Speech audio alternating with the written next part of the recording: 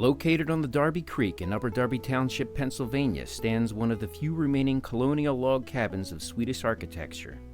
It is most likely one of the oldest log cabins in North America. The cabin was built sometime in between 1638 and 1655 by Swedish immigrants or forest Finns who were recruited as a part of the new Sweden colony.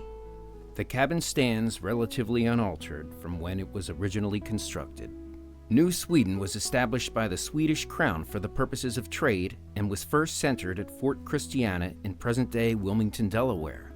With the arrival of Governor Johann Prince, the center of the colony's government was moved to Fort New Gothenburg on Tinicum Island, or the present-day Essington.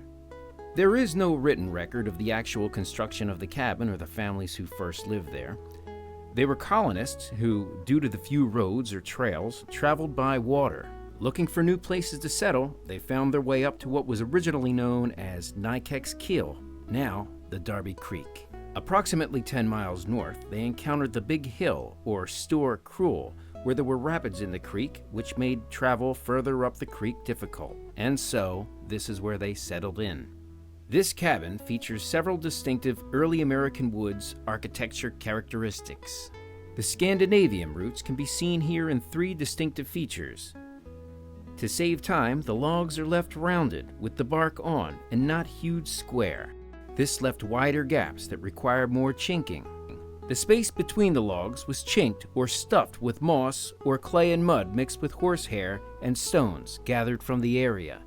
Each log is fitted together at all 4 corners with a V-notch, a technique widely used in Värmland, Sweden.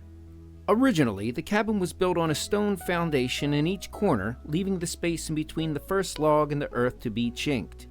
At some point in time, the mud chinking was replaced with stone, and around the time of World War II, cement mortar was added to strengthen it. The corner fireplace is another characteristic of the early Swedish and Finnish log houses. While we are uncertain why this location was chosen, perhaps a corner fireplace does not have cold spots on the right and left-hand sides as a fireplace on the gable end. Underfoot, hard-packed clay was the floor of choice. During the colder months, straw was spread on the floor to provide warmth. In the mid-1980s, the cabin's dirt floor was replaced with a cement floor. There were no windows in the original stuga.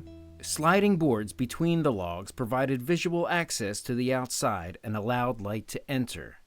Windows were a later English modification. The raised pitch of the roof and a gable-end window was added to create an upstairs room.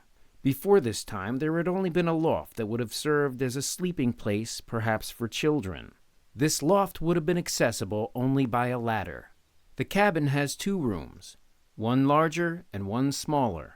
One theory of this configuration maintains that 10 or 15 years after the original stuga was erected, an addition was added to the east side to perhaps accommodate a son or daughter who married and needed a place to call home.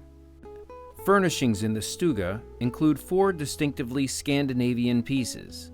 The chairs were handcrafted by one of our members using paulownia logs found on the property. A collection of period tools have been acquired over the years.